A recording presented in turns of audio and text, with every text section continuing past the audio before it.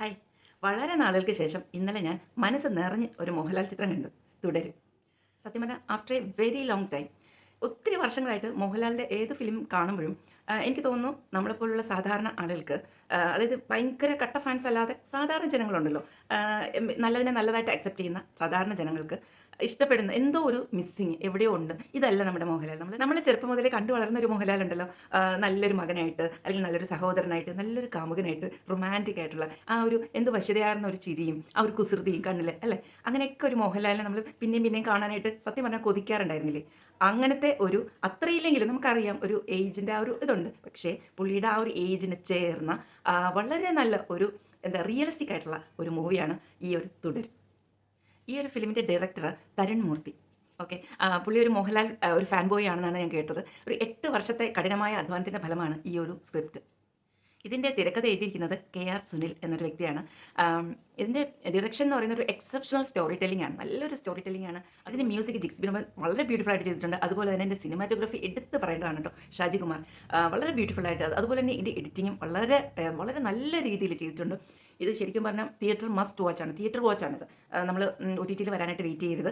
വളരെ ബ്യൂട്ടിഫുൾ ആയിട്ടുള്ളൊരു മൂവിയാണ്. ഇതിന് കുറച്ചധികം വർഷമായിട്ട് എനിക്ക് തോന്നുന്നു നമ്മളിപ്പോഴുള്ള സാധാരണ ജനങ്ങൾ, സാധാരണ ആളുകൾ ഓക്കെ, ഇങ്ങനെ ഫിലിമൊക്കെ മോഹൻലാലിൻ്റെ ഒരു ഫിലിം കാണുമ്പോഴത്തേക്ക് എന്തോ സംതിങ് ഇസ് മിസ്സിങ് എന്ന് തോന്നുന്നു. നമ്മുടെ മോഹൻലാൽ അല്ലല്ലോ ഇത്.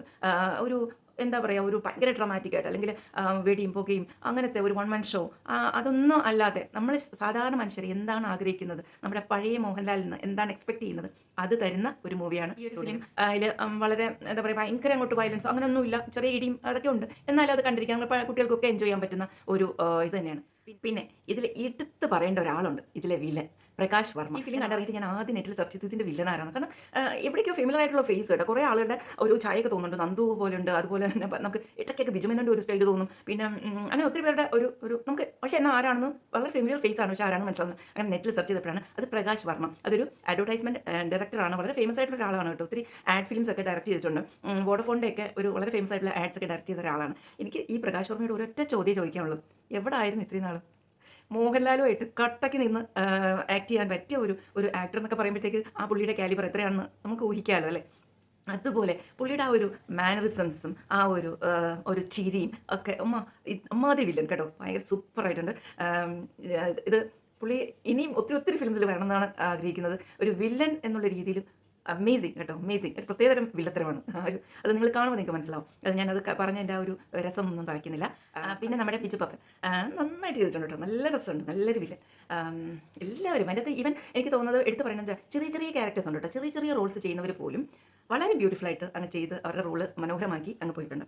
ഓക്കെ, ഇതൊരു ഫീൽ ഗുഡ് മൂവി അല്ല കേട്ടോ. ഇതിലെ ഡയറക്ടർ തരുൺ മൂർത്തി ഒരു ഇൻ്റർവ്യൂവിൽ പറയുന്നുണ്ടായിരുന്നു, സത്യമാണ്, അതൊരു ഫീൽ ഗുഡ് മൂവി അല്ല. ഇതിൻ്റെ ലാസ്റ്റ് ആണെങ്കിൽ പോലും നമുക്കൊരു ചെറിയൊരു ഹോണ്ടിങ്, ഒരു നൊമ്പരം നമ്മുടെ മനസ്സിൽ അവശേഷിപ്പിച്ചിട്ടാണ് ഈ ഫിലിം നമ്മൾ കണ്ടിറങ്ങുന്നത്. ഇതൊരു ഫാമിലി ഡ്രാമയാണ് ആക്ച്വലി. ഇതൊരു ഫാമിലി സ്റ്റോറി ആയിട്ട് ഫസ്റ്റ് ഹാഫിൽ തുടങ്ങിയിട്ട് ഒരു ത്രില്ലർ ആ ഒരു സസ്പെൻസ് ലെവലിലേക്ക് ഇതിനെ എലിവേറ്റ് ചെയ്യുന്നുണ്ട്. വളരെ രസമുണ്ട്. സസ്പെൻസ് തന്നെ എന്ന് പറഞ്ഞു കഴിഞ്ഞാൽ നമുക്ക് പ്രേക്ഷകർക്ക് തന്നെ പല സംശയങ്ങൾ തോന്നും. അതായത് എല്ലാം വളരെ റീസണബിൾ ആണ്. അതിൽ ഒരു അതിശോക്തി ഒന്നും കലർത്തിയിട്ടില്ല. വെറുതെ ഒരു ത്രില്ലർ, ഒരു സസ്പെൻസ് ഉണ്ടാക്കാൻ വേണ്ടിയുള്ള സസ്പെൻസ് അല്ല. വളരെ രസകരമായിട്ട് ഇതിൻ്റെ, ഞാൻ പറഞ്ഞില്ല, ഇതിൻ്റെ ഒരു തിരക്കഥ എന്ന് പറയുന്നത് ഒരു എക്സെപ്ഷണൽ ആണ്, ഒരു ഔട്ട്സ്റ്റാൻഡിങ് സ്ക്രിപ്റ്റ് റൈറ്റിംഗ് ആണ്. ഇതിൻ്റെ ആ ഒരു സ്റ്റോറി ടെല്ലിംഗ് കണ്ടല്ലോ, ആ ഒരു ഫ്ലോ അത് വളരെ ബ്യൂട്ടിഫുൾ ആയിട്ട് പോയിട്ടുണ്ട്. എവിടെയും ഒരു തടസ്സങ്ങളില്ല, ആർക്കും ഒരു എന്താ പറയുക, ബോറ് തോന്നുന്നില്ല, ഒരു ലാഗ് ഇല്ല. ഒരു 2.5 മണിക്കൂറിൽ കൂടുതലുണ്ട്, 2:45 ആണെന്ന് തോന്നുന്നു. 2 hours 45 minutes ആണ് ഈ ഒരു ഫിലിമിൻ്റെ ലെങ്ത്. ബട്ട് അത് ഒരിക്കലും നമുക്ക് ഒരു സ്ഥലത്ത് പോലും അത് ബോറടിക്കാത്ത രീതിയിൽ അതിൻ്റെ ആ ഒരു സസ്പെൻസ് കൊണ്ടുപോകാനും എല്ലാം കഴിഞ്ഞിട്ടുണ്ട്. വളരെ ബ്യൂട്ടിഫുൾ ആണ്. സ്ത്രീകൾക്ക് പ്രത്യേകിച്ചും എനിക്ക് തോന്നുന്നു മോഹൻലാലിനെ ആരാധിച്ചിരിക്കുന്ന കൂടുതൽ സ്ത്രീ ജനങ്ങളായിരിക്കുമല്ലോ. നമ്മൾക്ക് ആ പഴയ ഒരു മോഹൻലാലിൻ്റെ ആ ഒരു വളരെ ചാമിങ് ആയിട്ടുള്ള, വളരെ എനർജറ്റിക് ആയിട്ടുള്ള, വളരെ നീതിക്ക് വേണ്ടി പോരാടുന്ന നല്ല ഒരു ഫാദറായിട്ടും ഒരു അച്ഛനായിട്ടും ഒരു കുടുംബനാഥനായിട്ടും എല്ലാ തരത്തിലും ഉള്ള നല്ലൊരു പഴയ നമ്മുടെ ചാമിങ് മോഹൻലാൽ ഈസ് ബാക്ക് ഈ ഒരു ഫിലിമിലൂടെ.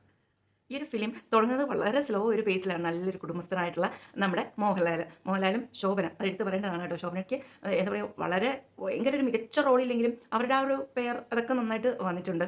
ആ ഒരു വളരെ കാഷ്വലായിട്ട് ഉള്ള ഡ്രസ്സിങ്ങും ഒരു വീട്ടമ്മ എങ്ങനെയാണോ അങ്ങനെ തന്നെ വളരെ നന്നായിട്ട് ശോഭന ആ ഒരു ക്യാരക്ടർ കൈകാര്യം ചെയ്തിട്ടുണ്ട്. അതുപോലെ തന്നെ ശോഭനയുടെ ഒരു നോട്ടമുണ്ട് കേട്ടോ, അത് ശരിക്കും നമുക്ക് നാഗവല്ലിയെ പഴയ നമ്മുടെ ഗംഗയെ ഓർമ്മ വരും. അതേപോലെ തന്നെ ഇതിൽ നമ്മുടെ ആ മോഹൻലാൽ, പഴയ ഒരു മോഹൻലാൽ ഉണ്ടല്ലോ, നല്ല എനർജറ്റിക് ആയിട്ടുള്ള, കണ്ണിൽ വരെ ഭാവങ്ങൾ മിന്നി മറിയുന്ന നമ്മുടെ പഴയ മോഹൻലാൽ, നമ്മുടെ ലാലേട്ടൻ, ആ ഒരു ഇത് തിരിച്ചു വന്നിട്ടുണ്ട്. അപ്പം പ്രേക്ഷകർ എന്താണ് ആഗ്രഹിക്കുന്നത്, നമ്മുടെ സാധാരണ മനുഷ്യർ, സാധാരണ പ്രേക്ഷകർ എന്താണ് ആഗ്രഹിക്കുന്നതെന്ന് അറിഞ്ഞ് എഴുതിയ, ക്രിയേറ്റ് ചെയ്തിരിക്കുന്ന, ക്രാഫ്റ്റ് ചെയ്തിരിക്കുന്ന ഒരു മൂവിയാണ് തുടരും. ഈ ഒരു ഫിലിമിലെ തമാശ എന്താണെന്ന് അറിയാമോ? ഇടയ്ക്കിടയ്ക്ക് പുള്ളിക്കാരൻ മോഹൻലാലിൻ്റെ പഴയ ഫിലിംസിലെ ചില ട്രോൾസൊക്കെ ഇല്ലേ, പുള്ളിനെ തന്നെ ട്രോളുന്നുണ്ട് ഇതിനകത്ത്.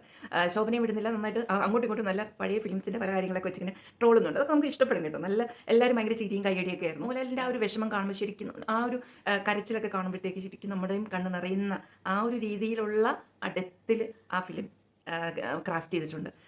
ഒത്തിരി നാളുകളായി, ഞാൻ സത്യം പറയട്ടെ, ഒത്തിരി നാളുകളായി ഞാൻ ഇപ്പം എംപുരാനൊക്കെ വളരെ എന്തോ പ്രൊമോഷനിൽ വന്നൊരു ഫിലിമാണല്ലേ. പക്ഷേ എനിക്ക് അതിൻ്റെ ഒന്നും ഒരു റിവ്യൂ ചെയ്യാൻ തോന്നാത്തതെന്ന് പറഞ്ഞാൽ, എനിക്ക് ഇഷ്ടപ്പെടുന്ന ഒരു മൂവിയാണ് ഞാൻ യൂഷ്വലി റിവ്യൂ ചെയ്യുന്നത്. റിവ്യൂ നിങ്ങളോട് കാണണമെന്ന് പറയാൻ വേണ്ടിയിട്ടാണ് ഞാനിത് ചെയ്യുന്നത്. ഓക്കെ, ഒരിക്കലും ഇഷ്ടപ്പെടാത്ത, അല്ലെങ്കിൽ എനിക്ക് എൻ്റെ മനസ്സിനെ സ്വാധീനിക്കാത്ത ഒരു ഫിലിമാണെങ്കിൽ ഞാൻ കഴിയുന്നതും റിവ്യൂ ചെയ്യില്ല. കാരണം ഒരു ഫിലിം എന്ന് പറയുന്നത് ഒത്തിരി ആളുകളുടെ അധ്വാനമാണ്, എനിക്കറിയാം. അപ്പോൾ അതിനെ നമ്മൾ ചീത്തയായിട്ട് കാണിക്കേണ്ട, കാണുന്നൊരു കണ്ടേ, കാണാത്തൊരു കാണണ്ട. ഓക്കെ, പക്ഷേ ഈ ഒരു ഫിലിം നിങ്ങൾ കാണണം. എംപുരാനിൽ കൂടെ മോഹൻലാലിന് ഒത്തിരി ഒരു ബാഡ് ഇമേജ് അല്ലേ വന്നിട്ടുണ്ട് ഒത്തിരി. അപ്പം അതൊക്കെ മാറ്റി നമ്മുടെ ആ ഒരു എന്താ പറയുക, നല്ല ഒരു ആക്ടർ, നമ്മൾ സ്നേഹിക്കുന്ന ഒരു മോഹൻലാലിനെ നമുക്ക് തിരിച്ച് കിട്ടി എന്ന് ഈ ഒരു ഫിലിം കണ്ടപ്പോൾ എനിക്ക് മനസ്സിലായി. വളരെ സിമ്പിളായിട്ടുള്ള ഒരു സ്റ്റോറിയാണെന്ന് തോന്നത്തക്ക വിധത്തിലാണ് ഇതിൻ്റെ കഥ സ്റ്റാർട്ട് ചെയ്യുന്നത്. പക്ഷേ അത് പോകുന്ന ആ ഒരു എലിവേറ്റ് ചെയ്ത് പോകുന്ന ആ ഒരു രീതി വളരെ രസമാണ്. പോകുന്നതും വളരെ പലതരത്തിലുള്ള സസ്പെൻസ് നമുക്ക് തന്നെ തരും. നമ്മൾ ഗസ് ചെയ്യും, ഇതായിരിക്കും അതായിരിക്കും എന്നൊക്കെ. പക്ഷേ അതൊന്നുമല്ല, വളരെ രസകരമായ രീതിയിലാണ് അതിൻ്റെ ട്വിസ്റ്റ് ആൻഡ് ടേൺസ് വരുന്നത്. ലാസ്റ്റ് എൻ്റെ ഒരു എൻഡിങ് എന്ന് പറയുന്നത് അതൊരു എൻഡിങ് ആണ്, ഒരു അബ്രപ്റ്റ് ആയിട്ടുള്ളൊരു എൻഡിങ് ആണ്. പക്ഷേ അതിൻ്റെ അപ്പുറം എന്താണെന്ന് ചോദിച്ചാൽ ഒന്നുമില്ല. അതാണ് എൻ്റെ എൻഡിങ്. അത് പിന്നെ അങ്ങ് വിടുകയാണ്, നമ്മുടെ ആ ഒരു നാച്ചുറൽ ആയിട്ടുള്ള ഒരു പ്രോസസ്സിലേക്ക് അത് വിടുകയാണ്. അപ്പോൾ ഞാൻ ഒന്നും കൂടെ പറയുകയാണ്, നമ്മൾ മോഹൻലാലിനെ സ്നേഹിക്കുന്ന എല്ലാവരും ഈ ഒരു ഫിലിം തിയേറ്ററിൽ തന്നെ പോയി കാണുക കേട്ടോ. വെർത്താണ്, നിങ്ങൾക്ക് ഇഷ്ടപ്പെടും. ഓക്കെ, അപ്പം നല്ലൊരു റിവ്യൂ ആയിട്ട് നമുക്ക് വീണ്ടും കാണാം. അതുവരെയ്ക്കും ബൈ.